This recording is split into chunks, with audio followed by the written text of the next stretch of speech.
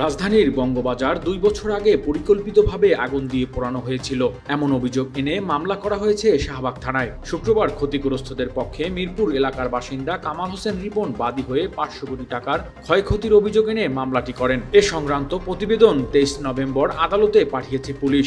সেখানে মামলা দায়েরের বিলম্বের কারণ উল্লেখ করা হয়েছে।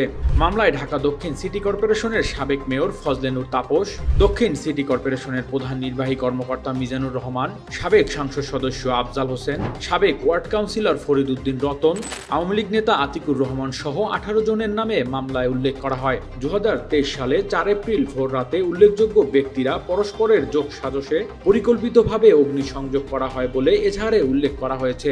বিষয়টি নিশ্চিত করে শাহবাগ থানার অফিসার্স ইনচার্জ মোহাম্মদ খালিদ মনসুর বলেন, এ সংক্রান্ত একটি মামলা হয়েছে। মামলায় সাবেক মেয়র তাপসকে আসামি করা হয়েছে। তদন্ত কাজ চলমান রয়েছে।